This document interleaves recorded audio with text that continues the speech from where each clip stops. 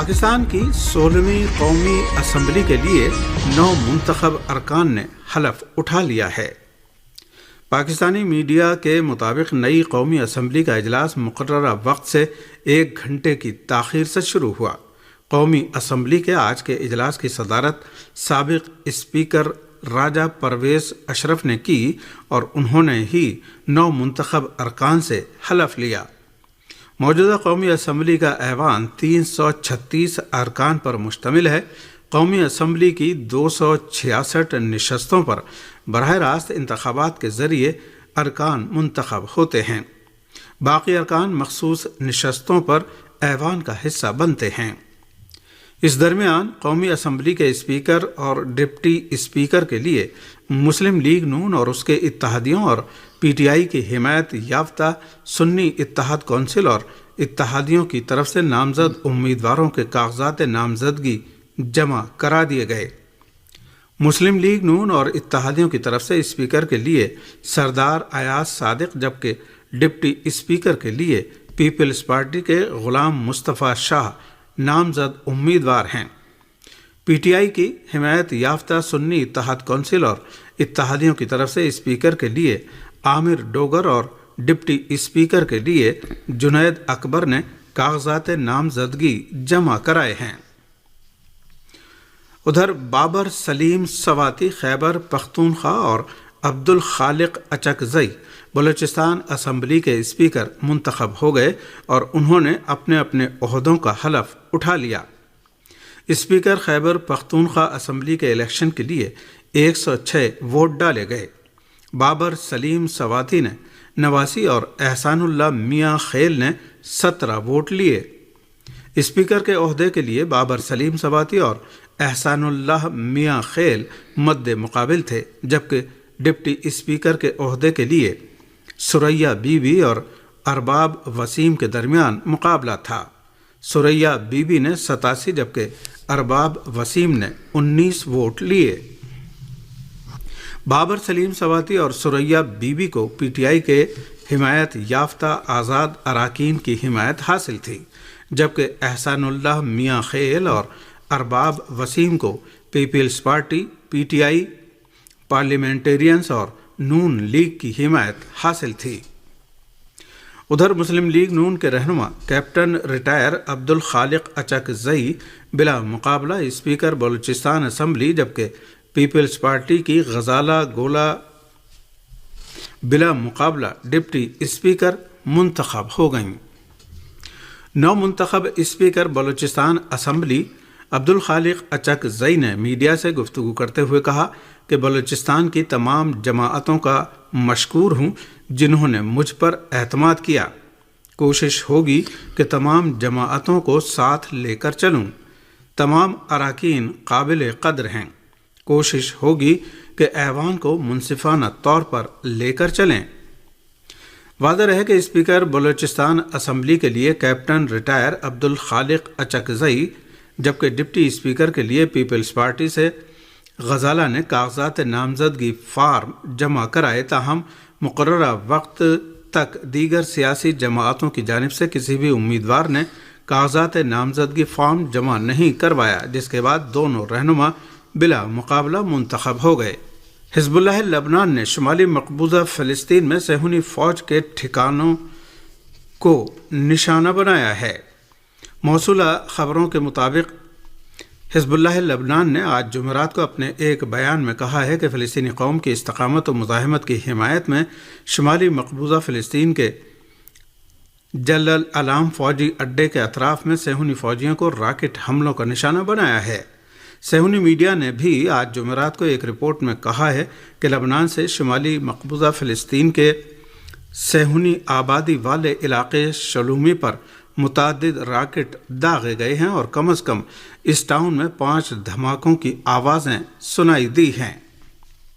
صہیونی media نے کل اعتراف کیا تھا کہ حزب اللہ لبنان نے غزہ کے خلاف جنگ کے آغاز سے اب تک تقریباً 1000 اینٹی آرمر میزائل شمالی مقبوضہ فلسطین کے علاقوں میں صہیونی فوج کے ٹھکانوں پر داغے ہیں۔ غزہ کے مختلف علاقوں پر جارح صہیونی حکومت کے حملوں میں 100 سے زیادہ فلسطینی شہید اور 300 سے زیادہ زخمی ہو گئے ہیں۔ اس حملے میں غاصب فوجیوں نے النصیرات اور البریج کیمپوں میں واقع رہائشی مکانوں پر بمباری کی ہے۔ صہیونی فوج نے غزہ کے مرکز اور جنوبی غزہ میں رہائشی مکانات کو نشانہ بنایا۔ صہیونی فوج کے جنگی طیاروں نے شمالی غزہ پر بھی بم برسائے، جبکہ صہیونی حکومت کے توپ خانوں نے خان یونس اور رفح شہر کے مشرقی علاقے پر شدید گولہ باری کی۔ پچھلے چند گھنٹوں کے دوران صہیونی فوج کے حملوں میں 100 سے زیادہ فلسطینی شہید ہوئے ہیں۔ غزہ کی وزارت صحت نے اعلان کیا ہے کہ غزہ کے باشندوں کے خلاف صہیونی حکومت کے حملوں کے آغاز سے اب تک تقریباً 30,000 فلسطینی شہید ہو چکے ہیں، جبکہ 70,007 فلسطینی زخمی ہوئے ہیں۔ ایک اور خبر یہ ہے کہ جنوبی لبنان پر آج صبح غاصب صہیونی فوج کے حملے میں 2 لبنانی شہری شہید ہو گئے۔ اس حملے میں جنوبی لبنان کے بین الصدیقین اور کفرہ علاقے میں عمارتوں کو نشانہ بنایا گیا ہے۔ لبنان کی ریسکیو ٹیم نے 2 عام شہریوں کی شہادت کی تصدیق کرتے ہوئے اعلان کیا ہے کہ جنوبی لبنان کے کفرہ ٹاؤن پر اسرائیل کے جارحانہ حملے میں میاں بیوی شہید ہو گئے ہیں۔ صہیونی حکومت کے جنگی طیاروں نے جنوبی لبنان میں دیگر علاقوں خربہ سالم، الطیبہ، صدیقین اور قنا پر بھی بمباری کی ہے۔ سامعین، پاکستان میں قومی اور صوبائی اسمبلیوں کے انتخابات کے بعد حکومت سازی کا مرحلہ شروع ہو چکا ہے۔ صوبہ پنجاب میں مریم نواز اور صوبہ سندھ میں مراد علی شاہ وزیر اعلیٰ منتخب ہو چکے ہیں۔ منگل کے روز تیسری بار سندھ کا وزیر اعلیٰ منتخب ہونے کے بعد مراد علی شاہ نے گورنر ہاؤس میں اپنے عہدے کا حلف اٹھایا۔ گورنر کامران ٹیسوری نے ان سے حلف لیا۔ میں سید مراد علی شاہ سب کے دل سے حلف اٹھاتا ہوں کہ میں خلوص نیت سے پاکستان کا حامی اور وفادار رہوں گا۔ سامعین، وفاق میں سنی اتحاد کونسل کو مخصوص نشستوں کے نوٹیفیکیشن سے قبل قومی اسمبلی کا اجلاس بلانے کا تنازع شدت اختیار کر گیا ہے۔ صدر مملکت عارف علوی نے قومی اسمبلی کا اجلاس بلانے کی سمری اعتراض لگا کر واپس کر دی ہے۔ ذرائع کے مطابق صدر عارف علوی نے کہا ہے کہ پہلے خواتین اور اقلیتوں کی مخصوص نشستوں کو مکمل کریں، پھر قومی اسمبلی کا اجلاس بلائیں گے۔ صدر مملکت عارف علوی کی جانب سے قومی اسمبلی کا اجلاس نہ بلانے کے فیصلے کے بعد اسپیکر قومی اسمبلی کی جانب سے آئین کے آرٹیکل 91 کی کلاس 2 کے مطابق قومی اسمبلی کا اجلاس بلانے پر مشاورت جاری ہے۔ قومی اسمبلی سیکریٹریٹ کے ذرائع کا کہنا ہے کہ آئین عام انتخابات کے 21 روز کے اندر قومی اسمبلی کا اجلاس بلانے کا پابند کرتا ہے۔ 21 دن کے بعد اجلاس بلانے کا اختیار صدر کے پاس نہیں رہا۔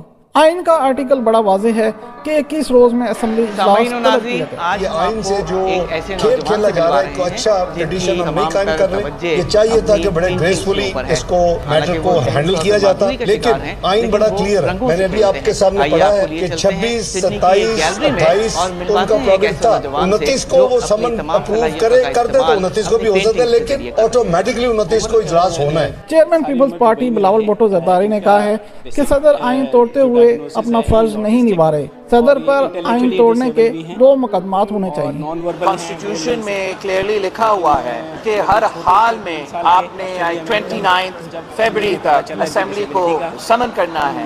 عارف علوی صاحب آئین کو توڑتے ہوئے یہ اپنا فرض نہیں نبھا رہا ہے۔ امکان یہ ہے کہ نہ صرف وہ عدم اعتماد کے وقت آئین توڑنے والا مقدمہ ہوگا، مگر ساتھ ساتھ یہ اسمبلی آئینی جو اس کا فرض ہے اس پہ نہ عمل کرتے ہوئے اسمبلی کو نہیں بلایا تو وہ بھی ایک اور مقدمہ ہوگا۔ ادھر اڈیالہ جیل میں قید بانی پی ٹی آئی اور سابق وزیر اعظم عمران خان نے کہا ہے کہ صدر مملکت عارف علوی نے قومی اسمبلی کا اجلاس نہ بلا کر بالکل ٹھیک کیا۔ اڈیالہ جیل میں میڈیا کے نمائندوں سے بات چیت کرتے ہوئے عمران خان نے کہا کہ ہماری پارٹی جیتی ہوئی ہے مگر مخصوص نشستیں نہیں دی جا رہی۔ الیکشن میں پی ٹی آئی کو ختم کرنے کی پوری کوشش کی گئی، عوامی مینڈیٹ سے بڑی کوئی چوری نہیں ہو سکتی۔ ادھر نگران حکومت نے سمری روکنے پر صدر مملکت کے اعتراضات کا جواب دے دیا ہے۔ نگران حکومت نے صدر مملکت کو جواب میں لکھا ہے کہ صدر آرٹیکل 91 کے تحت اجلاس نہیں روک سکتے۔ آئین میں کہیں نہیں لکھا کہ مخصوص نشستیں نہ ہوں تو اجلاس نہیں ہو سکتا۔ سامعین، الیکشن کمیشن آف پاکستان نے سنی اتحاد کونسل کی جانب سے مخصوص نشستوں کے حصول کے معاملے پر تمام پارلیمانی پارٹیوں کو نوٹسز جاری کر دیے ہیں۔ الیکشن کمیشن نے سنی اتحاد کونسل کی درخواست آج سماعت کے لیے مقرر کر دی ہے۔ الیکشن کمیشن نے MQM، مسلم لیگ نون، پیپلز پارٹی کی درخواستیں بھی سماعت کے لیے مقرر کر لی ہیں۔ معاملے پر الیکشن کمیشن کی جانب سے جمعیت علماء اسلام، GDA، استحکام پاکستان پارٹی، پاکستان مسلم لیگ کو بھی نوٹسز جاری کیے گئے ہیں۔ الیکشن کمیشن کا فل بینچ بدھ کو درخواستوں پر سماعت کرے گا۔ منگل کے روز الیکشن کمیشن کے 5 رکنی بینچ نے مخصوص نشستوں کے کیس کی اوپن سماعت کی۔ مسلم لیگ نون اور دیگر جماعتوں نے سنی اتحاد کونسل کو مخصوص نشستیں دینے کی مخالفت کی۔ نون لیگ کے اعظم نذیر طارق نے الیکشن کمیشن کے روبرو کہا کہ سنی اتحاد کونسل کی پارلیمنٹ میں کوئی منتخب نشست نہیں ہے، نہ ہی اس نے بطور جماعت الیکشن لڑا، لہذا اسے مخصوص نشستیں نہیں مل سکتی۔ چیف الیکشن کمشنر نے کہا کہ سنی اتحاد کونسل کے اراکین ذاتی حیثیت میں نہیں بلکہ بطور پارٹی پیش ہوئے ہیں، یہ معاملہ آپ الیکشن کمیشن پر چھوڑ دیں۔ الیکشن کمیشن کے باہر میڈیا سے گفتگو کرتے ہوئے رہنما تحریک انصاف بیرسٹر گوہر نے کہا کہ ان کے تمام اراکین قومی اور صوبائی اسمبلی سنی اتحاد کونسل میں شامل ہوئے، اب مخصوص نشستیں ان کا حق ہے۔ قانون میں یہی لکھا ہے کہ ہر آزاد امیدوار کے پاس حق ہے وہ 3 دن کے اندر اپنے نوٹیفیکیشن ہے، جس بھی پولیٹیکل پارٹی کا لفظ لکھا ہوا ہے، جس بھی پولیٹیکل پارٹی کو وہ جوائن کرے، ان کی اسٹرینتھ پہ ایلوکیشن ریزرو سیٹ ان کے پاس ملے گی۔ ہمیں حیرت ہے پولیٹیکل پارٹیز وداؤٹ یہ کہتے ہوئے کہ یہ پہ ہمارا حق ہے، ان کے کچھ کینڈیڈیٹ الیکشن کمیشن میں آئے ہیں۔ نون لیگ کے رہنما عطا طارق نے کہا کہ سنی اتحاد کونسل نہ قومی اسمبلی میں موجود ہے نہ ہی پنجاب اسمبلی میں، زور زبردستی سے مخصوص نشستیں حاصل نہیں ہو سکتی۔ نیشنل اسمبلی سیکریٹریٹ کی لیجسلیشن برانچ کی طرف سے جو MNAs کی کامیابی کا نوٹیفیکیشن جاری کیا گیا ہے، اس نوٹیفیکیشن کے اندر سنی اتحاد کونسل موجود ہی نہیں ہے۔ نیشنل اسمبلی کے سیکریٹری کو ابھی تک کوئی درخواست نہیں دائر کی گئی کہ جی ہمیں سنی اتحاد کونسل کی سیٹ کیا موجود ہے، کیونکہ سنی اتحاد کونسل کی ٹکٹ پہ الیکشن ہی نہیں لڑا گیا۔ قانون کی خلاف ورزی کر کے مخصوص نشستیں حاصل کرنے کی جو یہ سازش کی جا رہی ہے، یہ کامیاب ہو ہی نہیں سکتی۔ واضح رہے کہ الیکشن کمیشن نے قومی اسمبلی کی 23 مخصوص نشستوں پر نوٹیفیکیشن روک رکھے ہیں۔ ماہرین کا کہنا ہے کہ ان 23 نشستوں پر الیکشن کمیشن کا فیصلہ ترپ کا پتہ ثابت ہونے والا ہے۔ موجودہ پارٹی پوزیشن کے لحاظ سے 6 جماعتی حکمران اتحاد کے پاس آئینی ترمیم کے لیے 2/3 اکثریت نہیں، لیکن اگر الیکشن کمیشن نے سنی اتحاد کونسل کے حصے میں آنے والی نشستیں دیگر جماعتوں میں تقسیم کر دیں تو حکمران اتحاد کو 2/3 اکثریت مل جائے گی۔ سنی اتحاد کونسل نے مخصوص نشستوں کے لیے الیکشن کمیشن میں 21 فروری کو درخواست جمع کروائی تھی۔ سامعین، تحریک انصاف نے اسپیکر اور ڈپٹی اسپیکر قومی اسمبلی کے لیے امیدوار نامزد کر دیے ہیں۔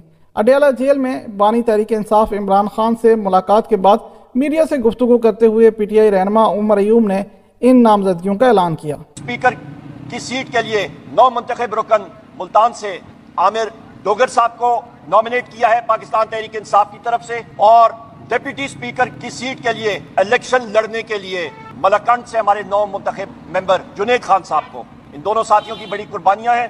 ادھر احتساب عدالت نے 190 ملین پاؤنڈ کیس میں سابق وزیر اعظم عمران خان اور ان کی اہلیہ بشرا بی بی پر فرد جرم عائد کر دی ہے۔ منگل کے روز اڈیالہ جیل میں 190 ملین پاؤنڈ ریفرنس کی سماعت ہوئی۔ احتساب عدالت کے جج ناصر جاوید رانا نے سماعت کی۔ کیس کی سماعت کے لیے بشرا بی بی کو بنی گالا سے اڈیالہ جیل منتقل کیا گیا۔ بانی PTI کی جانب سے بیرسٹر سلمان صفدر، عمیر نیازی اور دیگر وکلاء پیش ہوئے۔ عمران خان اور بشرا بی بی کے وکلاء نے کہا کہ فرد جرم سے 7 دن پہلے ریفرنس کی کاپیاں فراہم کرنا ہوتی ہیں، دستاویزات فراہم کر دی جائیں، ہم دوبارہ آ جائیں گے۔ دوران سماعت سابق وزیر اعظم عمران خان روسٹرم پر آ گئے۔ جج سے مکالمہ کرتے ہوئے عمران خان نے کہا کہ ہم اس کیس میں تاخیر نہیں چاہتے، 8 فروری سے پہلے نیب کو جلدی تھی، اب ہم چاہتے ہیں ریفرنس جلدی مکمل ہو۔ عدالت نے عمران خان کے طبی معائنے اور دانتوں کے چیک اپ کی درخواست منظور کر لی۔ عدالت نے کیس کی سماعت 6 مارچ تک ملتوی کر دی۔ سامعین، پاکستان میں صدارتی الیکشن 8 یا 9 مارچ کو متوقع ہیں۔ الیکشن کمیشن آف پاکستان نے صدارتی الیکشن کا شیڈیول 1 مارچ کو جاری کرنے کا اعلان کر دیا ہے۔ الیکشن کمیشن کے اعلامیہ میں کہا گیا ہے کہ آئین پاکستان کے تحت صدر پاکستان کا انتخاب عام انتخابات کے انعقاد کے بعد 30 روز کے اندر کروانا لازم ہے۔ اعلامیہ میں کہا گیا ہے کہ 29 فروری کو تمام اسمبلیاں وجود میں آ جائیں گی، جس کے بعد صدر کے انتخاب کے لیے مطلوبہ الیکٹورل کالج کی تکمیل ہو جائے گی۔ اعلامیہ کے مطابق صدر کے الیکشن کے لیے کاغذات نامزدگی جمع کرانے کے لیے ایک دن مقرر کیا جائے گا۔ 2 مارچ دن 12 بجے تک امیدوار اپنے کاغذات نامزدگی پریزائڈنگ آفیسر کے پاس جمع کروا سکیں گے۔ مسلم لیگ نون، پیپلز پارٹی سمیت وفاق میں 6 جماعتی اتحاد پہلے ہی آصف علی زرداری کو صدارتی امیدوار نامزد کر چکا ہے۔ وفاق میں حکومت سازی کے فارمولے کے تحت وزیر اعظم مسلم لیگ نون اور صدر پاکستان پیپلز پارٹی سے ہوگا۔ اسی طرح چیئرمین سینٹ پیپلز پارٹی اور سپیکر قومی اسمبلی مسلم لیگ نون سے ہوگا۔ تحریک انصاف سنی اتحاد کونسل یہ کسی اپوزیشن جماعت کی جانب سے تاحال کوئی بھی صدارتی امیدوار سامنے نہیں آیا۔ ادھر جمعیت علماء اسلام کے سربراہ مولانا فضل الرحمان نے صدارتی الیکشن کے بائیکاٹ کا اعلان کیا ہے۔ پشاور میں پریس کانفرنس کرتے ہوئے انہوں نے کہا کہ انتخابات میں دھاندلی کی گئی، ان لوگوں کو جتوایا گیا جو کہیں نظر نہیں آ رہے تھے۔ ان کی جماعت خیبر پختونخوا میں وزیر اعلیٰ اور اپوزیشن لیڈر سے بھی لا تعلق رہے گی۔ جب تک ہم پارلیمانی نظام سے لا تعلقی کا اعلان نہیں کرتے تب تک ہمارا پارلیمانی کردار جاری رہے گا۔ اصولی فیصلہ ہمارا یہی ہے کہ ہم اس میں کسی قسم کے ووٹ میں حصہ دار نہ بنیں۔ غیر ممکن ہے کہ حالات کی گتھی سلجھے، اہل دانش نے بڑے سوچ کے الجھائی ہے۔ واضح رہے کہ صدر عارف علوی کی 5 سالہ آئینی مدت 8 ستمبر 2023 کو ختم ہو چکی ہے۔ تاہم ملک میں نگران سیٹ اپ ہونے کی وجہ سے عارف علوی صدر پاکستان کی ذمہ داریاں نبھا رہے ہیں۔ یہ تھیں اب تک کی اہم ترین خبریں۔ آئندہ مزید خبروں کے ساتھ حاضر ہوں گے، تب تک کے لیے اجازت دیجیے۔